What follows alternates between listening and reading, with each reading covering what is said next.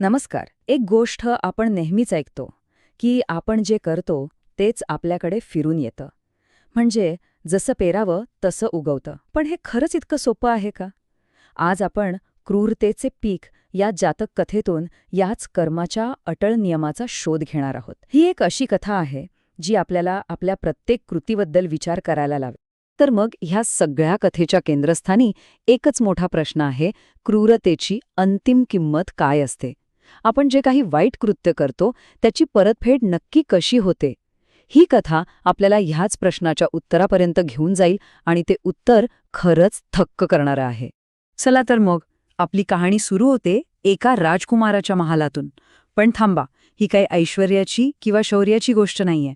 ही गोष्ट आहे एका अशा क्रूरतेची जी ऐकून अंगावर काटा येईल.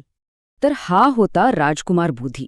म्हणजे ऐश्वर्य आणि प्रतिष्ठा जणू त्याच्या नावाशीच जोडलेली होती. त्यांनी ठरवलं की आपण एक असा महाल बांधायचा, कोकणाड नावाचा, की ज्याच्यासारखा दुसरा महाल अख्ख्या जगात नसेल. म्हणजे तो महाल म्हणजे त्याच्या अहंकाराचं एक भव्य प्रतीकच होतं. पण झालं काय की जेव्हा तो अद्भुत महाल बनून तयार झाला तेव्हा राजकुमाराच्या मनात अभिमानाऐवजी एक काळाकुट्ट विचार घर करून बसला. त्याला भीती वाटायला लागली. कसली भीती? तर ही की ज्या कारागिराने हा महाल बनवला तोच कारागीर असा दुसरा महाल अजून कोणासाठी बांधेल. आणि त्या एका भीतीपायी, त्या असूयेच्या आगीत जळून त्याने एक भयंकर कृत्य केलं. त्याने त्या बिचाऱ्या कलाकाराचे डोळेच काढून घेतले. आता हे अमानुष कृत्य पाहून साहजिकच सगळे हादरले. पण गुरूंना मात्र यात काहीच नवीन वाटलं नाही. ते शांतपणे म्हणाले, अरे राजकुमाराचा हा स्वभाव काही आजचा नाही. म्हणजे काय, तर त्याच्या या क्रूरतेची मुळं खूप खोलवर, अगदी त्याच्या मागच्या जन्मात रुजलेली होती. गुरूंनी मग जे सांगितलं ते ऐकून तर सगळेच स्तब्ध झाले. त्यांनी सांगितलं की राजकुमाराची ही क्रूरता म्हणजे काही क्षणिक रागाचा परिणाम नव्हता, तर ती त्याच्या स्वभावातच भिनलेली होती. आणि मग त्यांनी तो खुलासा केला की मागच्या जन्मातही त्याने हेच केलं होतं. एका नाही तर हजारो लोकांचे डोळे काढले होते. तर मागच्या जन्मी हाच राजकुमार होता बनारसचा राजा ब्रह्मदत्त.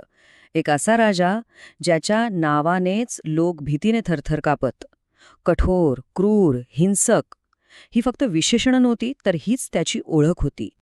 आणि गंमत म्हणजे त्याचे जे शिक्षक होते, जे स्वतः बोधिसत्व होते, त्यांनी त्याला तेव्हाच सावध केलं होतं.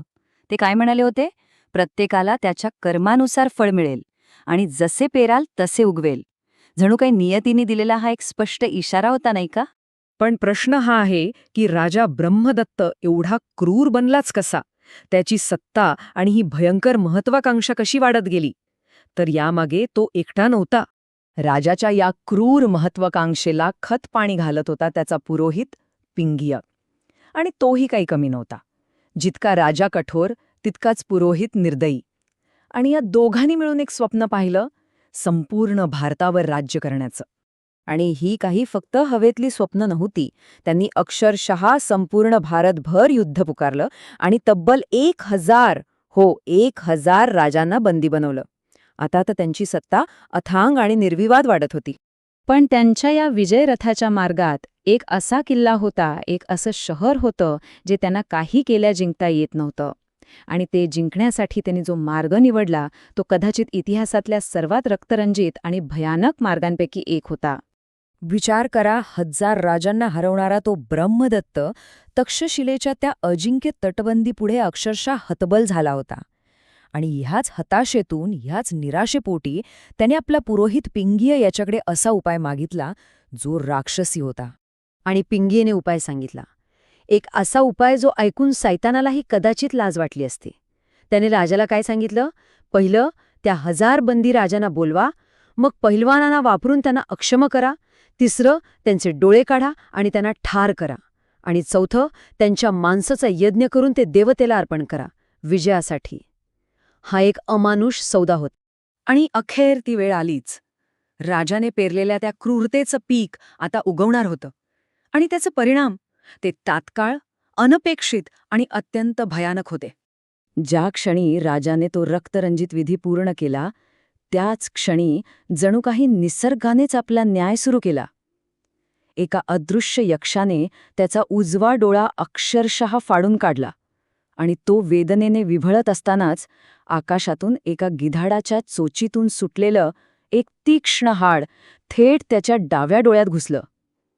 विचार करा, ज्या डोळ्यांनी त्याने इतरांचं जगणं हिरावून घेतलं होतं तेच डोळे आता फुटले होते. फक्त काही क्षणांपूर्वी तो संपूर्ण भारताचा सम्राट होता.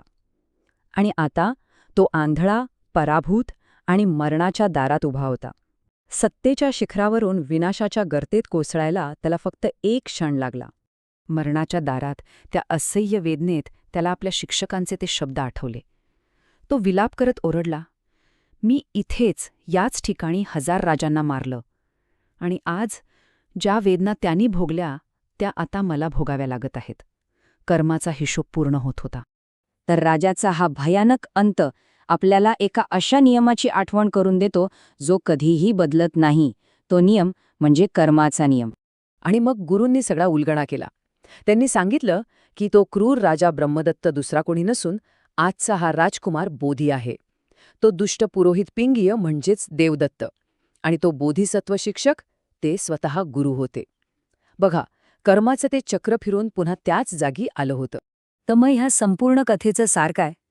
एका शब्दात सांगायचं तर कर्म हा निसर्गाचा साधा पण अत्यंत शक्तिशाली नियम आहे. तो आपल्याला काय सांगतो? तर आपण जे काही करतो, अगदी जे काही विचार करतो, मग ते चांगलं असो किंवा वाईट, तेच आपलं भविष्य ठरवतं. या कथेतून आपल्याला काही गोष्टी अगदी स्पष्टपणे कळतात. पहिली, क्रूरतेचं फळ नेहमी दुःखच असतं. दुसरी, आपल्या कर्माचे परिणाम हे अटळ असतात, ते टाळता येत नाहीत. तिसरी, हिंसेने मिळवलेली सत्ता ही नेहमीच अल्पकाळ टिकते. आणि चौथी, या विश्वात न्यायाचे एक चक्र आहे जे सतत फिरत राहतं. आणि आता जाता जाता एक प्रश्न सर्वांसाठी. जर खरंच आपण जे पेरतो तेच उगवत असेल, तर आज आपण आपल्या रोजच्या वागण्यातून, आपल्या कृतींमधून कोणत्या भविष्याची पेरणी करत आहोत यावर विचार नक्की करा.